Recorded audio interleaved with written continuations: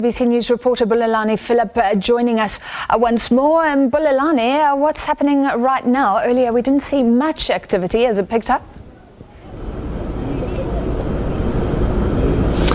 Well, hi again, Francis. Well, the president just blindsided us. We're expecting him to come from the Plain Street side of Parliament, but we just learned just a short while ago, if I can step out of picture, can see a couple of cars that are forming part of his motorcade, and we do believe his car has just entered 10 days, which is his parliamentary office here in Parliament. Of course, he will make his way from 10 days underneath the tunnel that leads him straight into the National Assembly, where he will be joined by the Speaker of the National Assembly, Mr. Ndimodise, as well as the Chairperson of the National Council of Provinces, Mr. Amos Masondo, just in front of the entrances of the House. Of course, they will be having a recorded, 21 gun salute, as well as having the national anthem before they actually, get down to some of the important things like lighting candles in remembrance of people who actually passed away as a result of COVID-19. Of course, from there, that's when they'll make their way into the National Assembly, where he's expected to deliver his State of the Nation address shortly after 7 o'clock. Francis? All right, so Samba starts, and we know that all the frills have been cut here.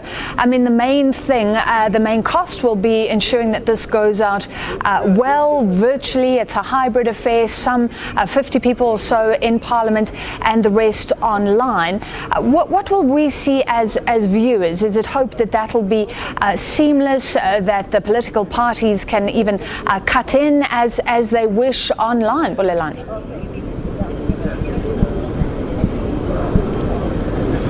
Well, Francis, the virtual platform that they've created today is one that is non-interactive. So what you will begin to see is the speaker beginning the proceedings, of course, with the usual moment of silence before she actually announces the business of the day, which is essentially just the State of the Nation address for 2021. That's when the president is expected to actually, take to the podium, where he is expected to deliver that State of the Nation address. Of course, you know that in the past, when members of the National Assembly, in particular members of the economic freedom fighters, were inside the National Assembly, they could actually use their microphones in terms of maybe raising a few points of order on issues that they are concerned about. But this time around, we won't be able to actually have a platform where that members of Parliament can use to interact with the proceedings if they are joining via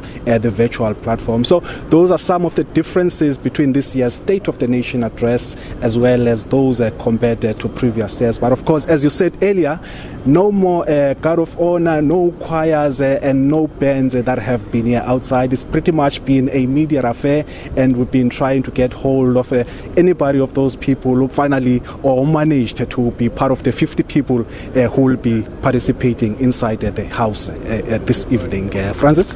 All right, thank you very much, Bulelani. So in terms of this address, it'll possibly have a similar look and feel to some of the addresses that we've heard from the President over the last few months in terms of COVID-19.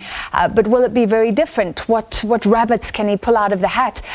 Given the state of the economy, given what's needed to go into this year when we're still waiting for vaccines, this is the State of the Nation address when the President lays out the plans basically for the upcoming year. That was SABC News reporter Bulelani Philip. We take a short break. Lots more to come on The Full View.